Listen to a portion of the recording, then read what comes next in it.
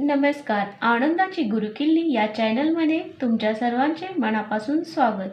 आपल्या आयुष्यातील प्रत्येक घटना आपल्याला सुख किंवा दुःख देत असते. या ब्रह्मांडातील प्रत्येक गोष्ट खूप सुंदर आहे. आपल्या आसपास असणारी प्रत्येक गोष्ट आपल्या जीवनाला सुंदर बनवत असते आणि त्या गोष्टी आपल्याला न मागता मिळत असतात. निसर्गातील प्रत्येक गोष्ट जसे झाड आपल्याला हवा, सावली, ऑक्सिजन देते. सूर्य, ऊन, प्रकाश देतो. या गोष्टी अमूल्य आहेत. त्यांचे मूल्य कोणीही सांगू शकत नाही. आपल्या आयुष्यामध्ये या सर्वांचा खूप मोठा भाग असतो, पण आपले त्याकडे लक्ष नसते. आपण त्याबद्दल धन्यवाद दिला पाहिजे. धन्यवाद किंवा आभार हे शब्द आपण नेहमी उच्चारले पाहिजेत, कारण धन्यवाद किंवा आभार हा असा शब्द आहे ज्यामुळे आपला शारीरिक, मानसिक व सामाजिक विकास होतो. धन्यवाद या शब्दामुळे आपली नाती चांगली होतात, व्यवसायात प्रगती होते. आपल्याला देवाने जे आयुष्य दिलेले आहे ते सगळ्यात मोठे गिफ्ट आहे आणि त्याबद्दल आपण देवाचे आभार मानले पाहिजे. आपण येथे एक कथा बघूया. एक सुंदर तलाव होते आणि त्या तलावामध्ये एक सुंदर असा बगळा होता. पण बगळा नेहमी तक्रारच करत असे.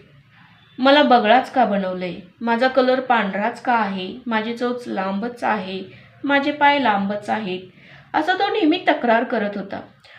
तेवढा सुंदर त्याचा पांढरा शुभ्र कलर होता, पण त्याला तो आवडत नव्हता. त्याला असं वाटत होतं की मी एक सुंदर फुलपाखरू व्हायला पाहिजे. त्याचे कसे कलरफुल पंख असतात त्या फुलपाखरूचे, तसे मला व्हायला हवे, म्हणून तो तक्रार करत असतो. एके दिवशी तो एका गुरूंकडे गेला आणि गुरूंना विचारला, गुरुदेव, मला ना फुलपाखरू बनायचं आहे. गुरुदेव म्हणाले, अरे, तू आहेस त्यातच खूप छान आणि समाधानी राहू शकतोस. तू फुलपाखरू बनायला जाऊ नकोस. बगळा म्हणाला, नाही गुरुदेव, मला फुलपाखरूच बनायचं आहे. गुरुदेव म्हणाले, तथास्तु, तू तुझ्या ठिकाणी जा. बगळा परत आपल्या तलावाच्या ठिकाणी आला. रात्री तो गाढ झोपला होता. झोपेतच त्याला असं वाटत होतं की आपण फुलपाखरू झालेले आहोत. सकाळी उठल्यानंतर तो इकडे तिकडे फिरायला लागला. त्याला असं जाणवलं की आपण फुलपाखरू झालेले आहोत.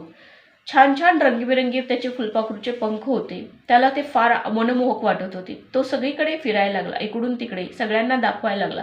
त्याला खूप छान वाटलं. बरं झालं, बगळ्यापासून मी आता फुलपाखरू झालेलो आहे. इकडून तिकडून पळत पळत तो उडत तो इतका उंच गेल्यानंतर एक गरुड त्याच्या दिशेने येऊ लागले. गरुड आल्यानंतर तो घाबरले आणि ते फुलपाखरू हळूहळू खाली येऊ लागले. पण गरुडाची झेप भरधाव होती आणि फुलपाखरांचा वेग फार कमी होता. फुलपाखरू एका झाडामध्ये लपून बसले आणि गरुड निघून गेले. त्यावेळेस त्या फुलपाखराला फार भीती वाटू लागली. बापरे, हे एवढं मोठं गरुड आणि मी एवढा छोटा. या गरुडाची आज मी शिकारच झालो असतो. झाडावरून तो एका दगडावर बसला, विचार करत होता. तोच तिथे एक बेडूक आला आणि ते बेडूक त्या फुलपाखराच्या दिशेने येऊ लागले.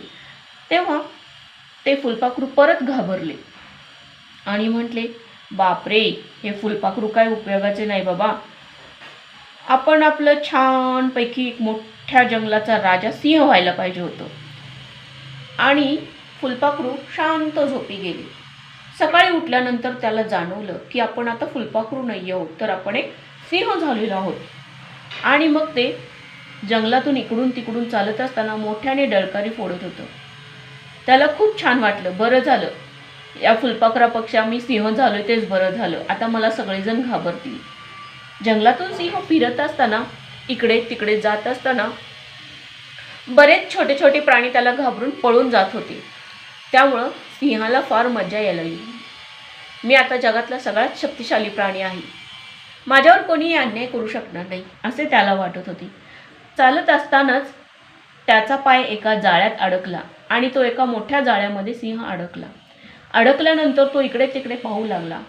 बापरे, मी आता या जाळ्यात अडकलोय, असे म्हणेपर्यंतच दोन शिकारी समोर आले आणि शिकाऱ्यांनी त्या सिंहाला जाळ्यात पॅक केले आणि शिकारी एकमेकाशी बोलू लागले.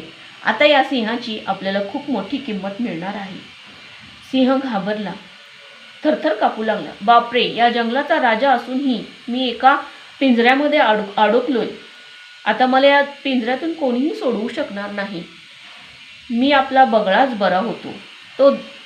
तो सिंह त्या शिकारी माणसांची माफी मागू लागला आणि मला यातून सोडवा असं म्हणतच तो झोपेतून जागा झाला आणि झाडावरून जो बगळा बसला होता तो खाली पडला आणि त्याच्या लक्षात आलं की हे सगळं स्वप्न होतं.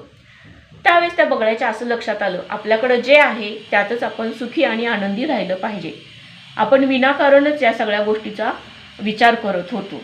जे आपलं आहे ते आपल्याबरोबर असणार आहे आणि त्यातच आपण आनंदी राहणार आहोत. आपल्याही आयुष्यात असंच असतं. आपल्याला असं वाटतं हे व्हायला पाहिजे, ते व्हायला पाहिजे, असं झालं की मी आनंदी होईन, तसं झालं की मी आनंदी होईन. पण ते तसं नसतं. आपल्या आयुष्यात ज्या गोष्टी आहेत त्यातच आपण आनंदी राहिलो पाहिजे. आपल्याला आपलं आयुष्य नेहमी आनंदाची संधी देत असतं. आपण त्याकडे लक्ष देत नाही. आपण फक्त माझ्याकडे ही गोष्ट नाही आहे, माझ्याकडे ती गोष्ट नाही आहे याचा विचार करतो. पण जी गोष्ट आपल्याकडे आहे त्या गोष्टीकडे आपण लक्ष देत नाही. आपण आपल्याकडे असलेल्या प्रत्येक गोष्टीबद्दल परमेश्वराचे आभार मानले पाहिजेत. यामुळे आपण आपल्याकडे काय नाही यापेक्षा काय आहे याकडे लक्ष देऊ आणि त्यामुळे नेहमी आपण आनंदी राहू. तर असंच आयुष्य आनंदाने जगा आणि इतरांनाही आनंद द्या. हा व्हिडिओ आवडला असेल तर लाईक, शेअर आणि सबस्क्राईब करा. धन्यवाद.